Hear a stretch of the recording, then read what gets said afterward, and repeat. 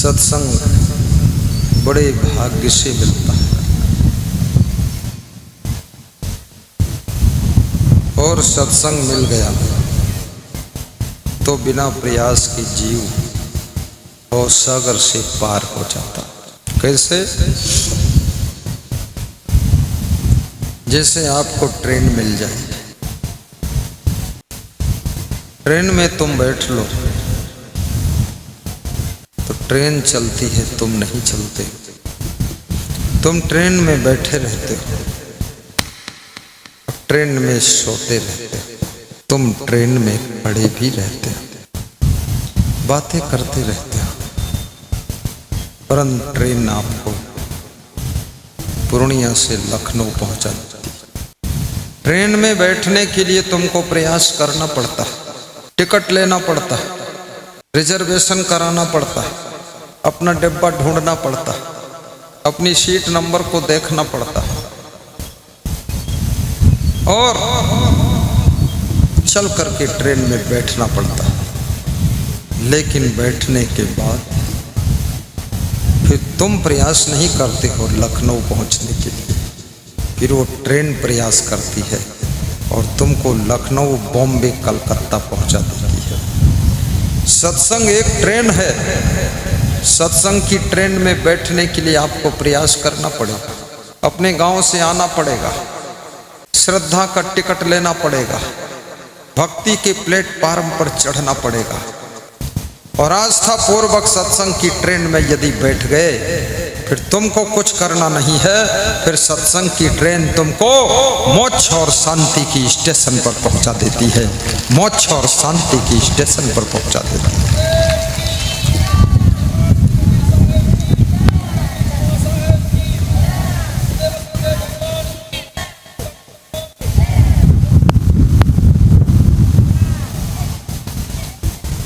बड़े भाग्य पाइए सत्संगा,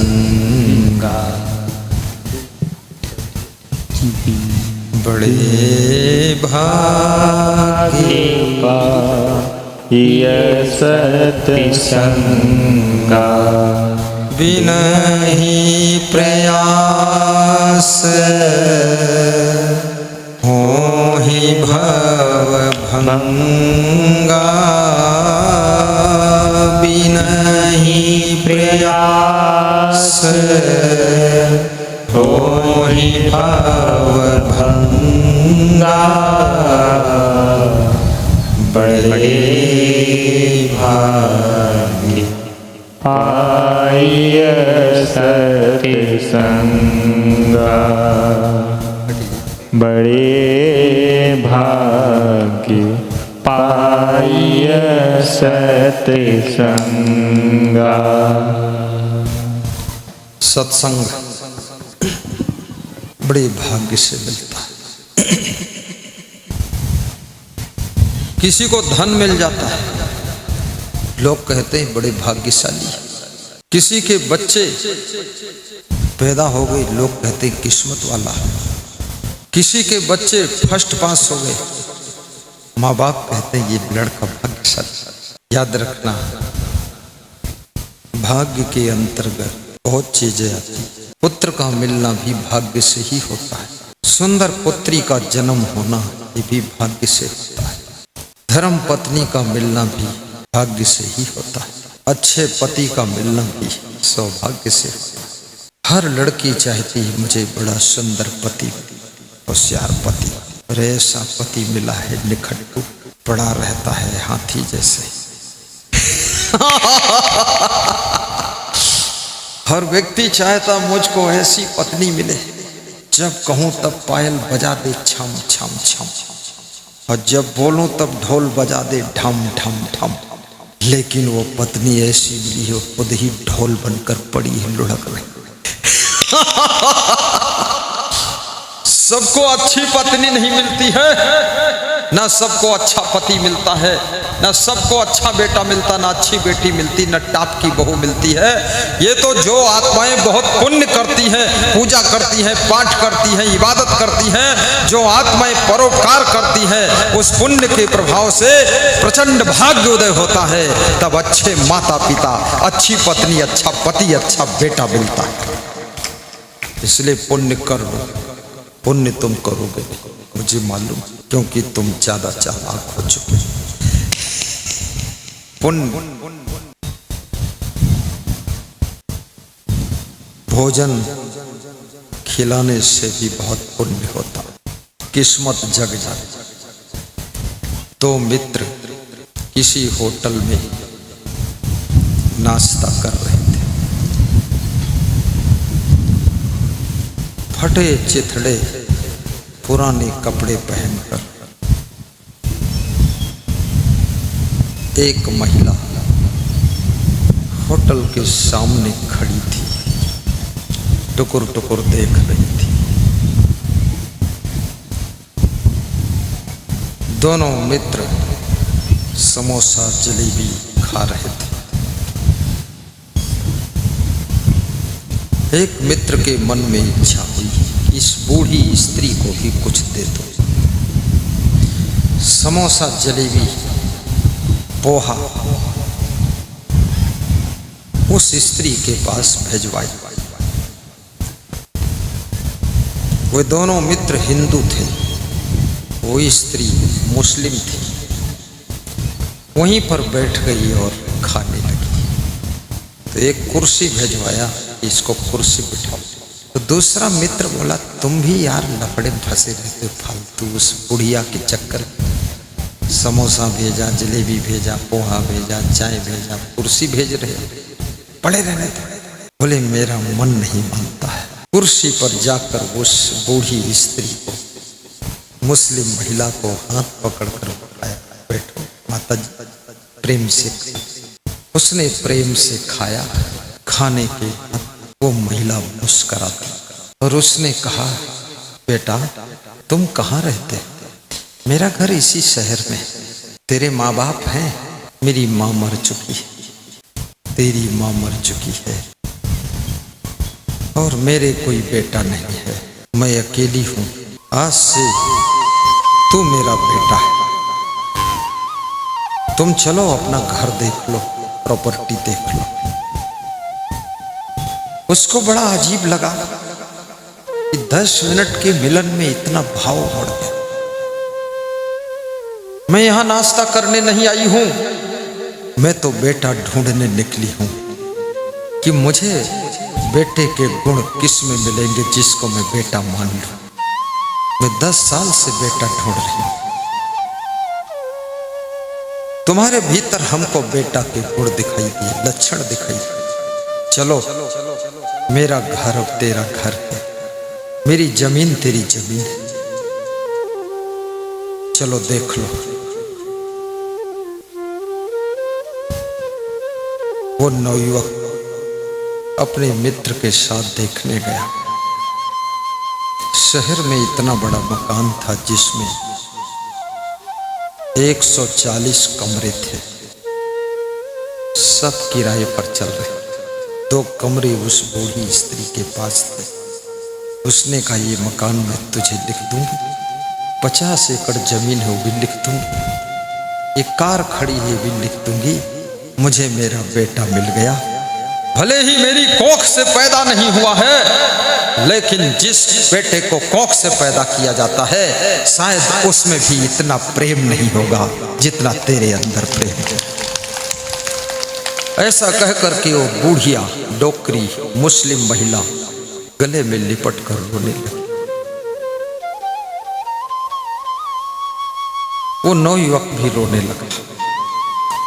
उसने कहा, तुमको यदि बेटा मिल गया तो हमको मेरी बिछड़ी हुई माँ मिल गई।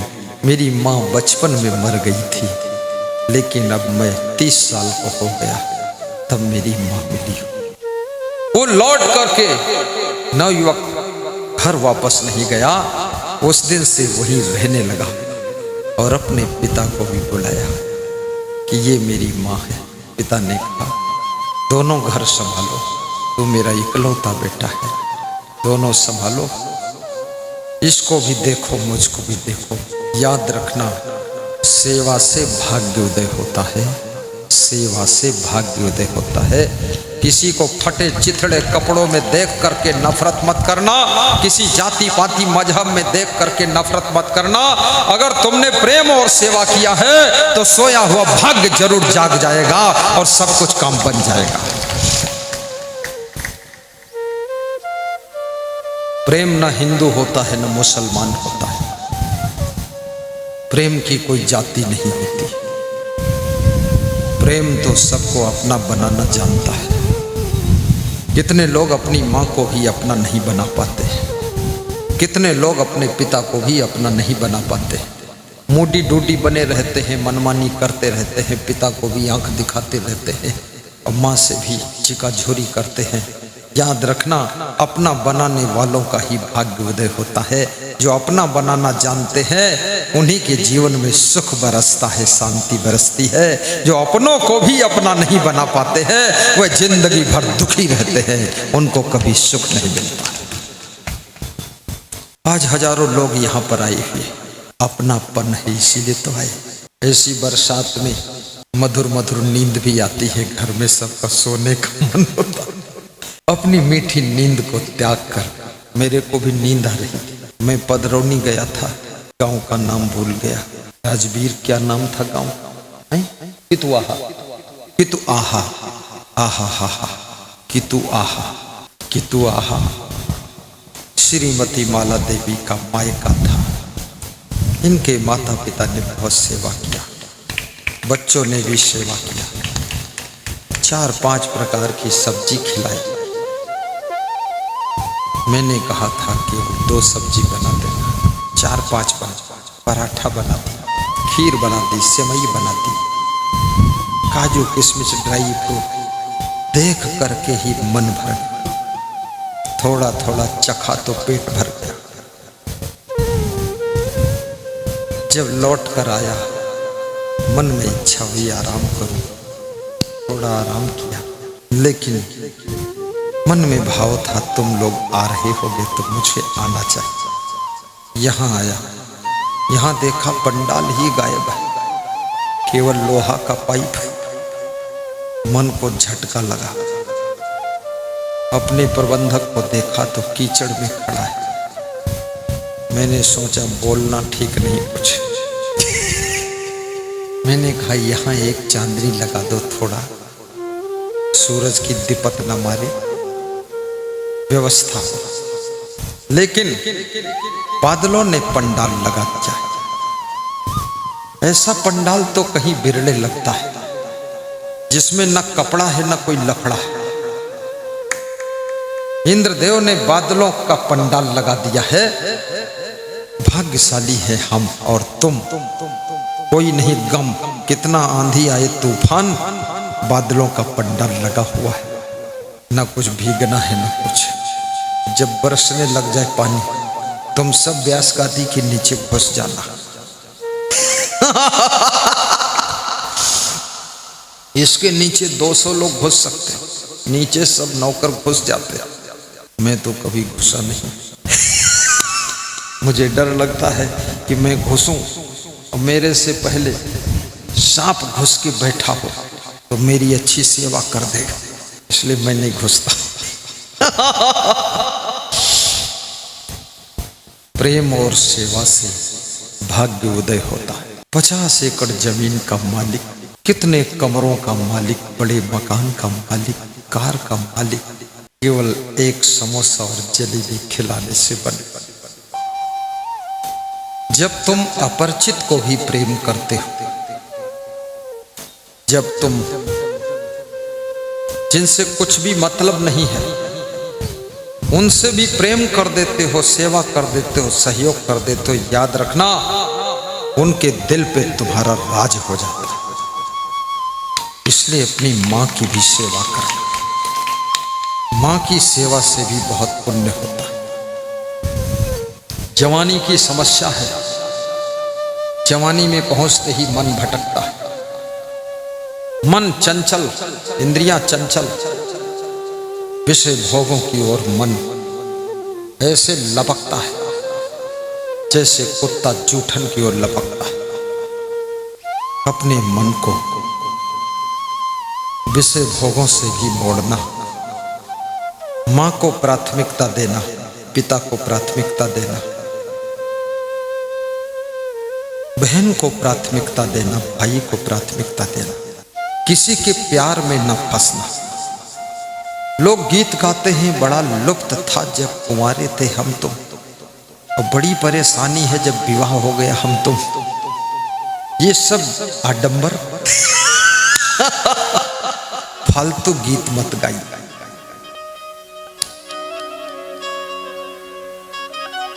तुम्हारा उपकार तुम्हारी माँ ने बहुत किया। तुम्हारे पिताजी तुम्हारी चिंता करते रहते हैं और तुम एक ऐसे धूर्त संतान हो कि तुमको अपनी भी चिंता नहीं।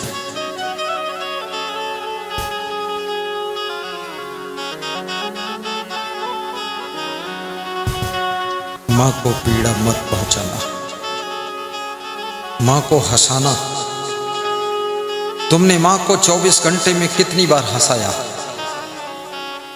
अपने गुरु को भी हंसाना, अपने पिताजी को हंसाना। मैं सिर्फ कहता नहीं हूं, मैं अपने गुरु को भी हंसाता, जोर से हंसते। मेरा गुरु बड़ी मुश्किल से हंसता था, मैं बहुत गहरा इंजेक्शन मारता था तब हंसते, और इतना हंसते थे कपड़ा मुंह में लगा। मैंने कहा कपड़ा क्यों लगा रहे मुंह में? बोले जोर से हंसी आ गई, तुमने हंसाया है। हमने कहा कपड़ा हटाओ मुंह देखूं मैं, और हंसते थे। मजा आता है। मैं प्रवचन करता था, मेरी माँ सुनने के लिए आती थी, वो भी धोती ऐसे लगा के हंसती थी। फिर यहाँ दान देने जब आती थी, मैं कहता था आनंद आया? बोले हंसाते बहुत हो, तुम भी हंसते बहुत। मैंने कहा हंसने हंसाने के लिए ही तुम जैसी माँ ने हमको जन्म दिया है। तुम्हारा नाम पार्वती देवी है, मैं सबको पार करूंगा।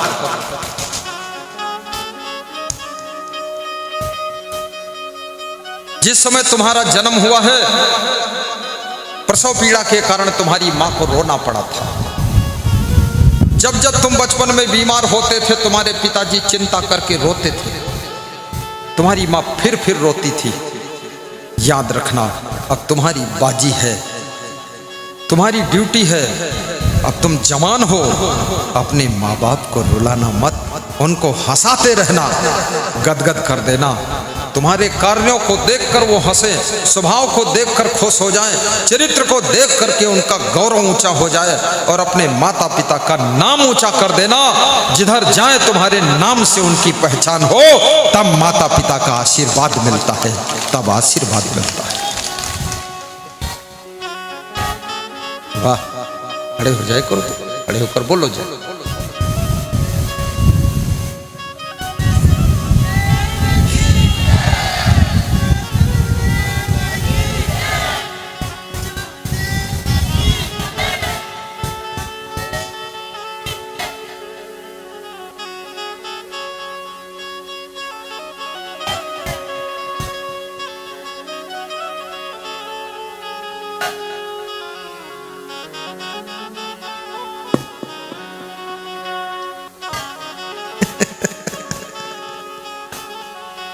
हंसते रहो ये जिंदगी बेकार न हो जाए, बेकार न हो जाए। हंसते रहो ये जिंदगी बेकार न हो जाए, बेकार न हो जाए। सपने में किसी जीव का, सपने में किसी जीव का अपकार न हो जाए। हंसते रहो ये जिंदगी बेकार न हो जाए, बेकार न हो जाए। हंसते रहो ये जिंदगी बेकार न हो जाए, बेकार न हो जाए। हंस करके काम करना सीख। हंसने का कोई कारण हो ना हो, अकारण खुश रहा कर। तुम्हारी खुशियों से तुम्हारा परिवार खुश होता है। तुम्हारे दुखी होने से तुम्हारा परिवार दुखी हो जाता है। भीतर कोई दुख भी है तो भी बाहर प्रकट न होने देना। मुखमंडल पर मुस्कान होगी, धीरे धीरे भीतर का दुख भी दूर हो जाएगा और हृदय के अंदर से खुशियां बाहर प्रकट होने लगेगी। शरीर में कोई बीमारी आ जाए, थोड़ा व्रत उपवास भी रह ले, थोड़ा भूखे रह ले। पशु पक्षी जितने बीमार होते तुरंत वे खाना छोड़ देते। तुम 3 दिन खाना छोड़ दो, तुम देख लो तुम्हारे शरीर का कायाकल्प हो जाए। तुम डरते हो कि 3 टाइम नहीं खाऊंगा तो मर जाऊंगा। तुम 30 दिन न खाओ तो भी नहीं मरोगे। पानी पियो नींबू डालकर, वजन घटेगा, शरीर की त्वचा गोरी हो जाएगी, ऐसा लगेगा तुम अंग्रेज जैसे गोरे हो। मैं तरीका बता देता हूं, अगली बार आऊं तो सब गोरे हो जाओ। बस व्रत रहना है, उपवास, नींबू का पानी पियो, संतरा खाइए, मौसमी खाइए, थोड़ा फल खा सकते, बाकी सब बंद। देख लेना क्या होगा। मैंने 1 महीना भोजन छोड़ा था। मैंने 1 महीने बाद जब संतों से मिला तो संत बोले, गुरुदेव अपने कलर को साफ कराया है क्या? मैंने कहा मैं तो कुछ किया ही नहीं। बोले बिल्कुल ऊपर की खाल निकल गई है, लग रहा है एकदम साफ। थोड़ा व्रत रहकर देखना। बीड़ी सिगरेट का व्रत ले लो, गाली का व्रत ले लो, शराब मांस मछली अंडा मुर्गा का व्रत ले लो, छल कपट चोरी चुगली का व्रत ले लो, आलस्य का व्रत ले लो, आजीवन व्रत ले लो। मन में संकल्प ले लो कि अब कभी नशा नहीं करूंगा, कभी आलस्य नहीं करूंगा। काम क्रोध लोभ मोह ईर्ष्या द्वेष अहंकार का व्रत लो। ये व्रत तुम्हारे स्वास्थ्य को सुंदर बनाएगा, तुम्हारे शरीर की बीमारियों को दूर करेगा। कल से करके देख लेना। जब बहुत भूख लगे बस फिर पानी पी लेना। 3 दिन का व्रत भी तुम्हारे शरीर को नया कर देगा।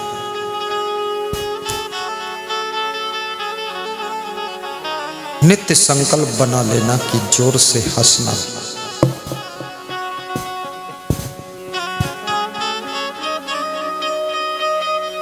हंसना भी सीखो। भगवान कृष्ण हंसते थे।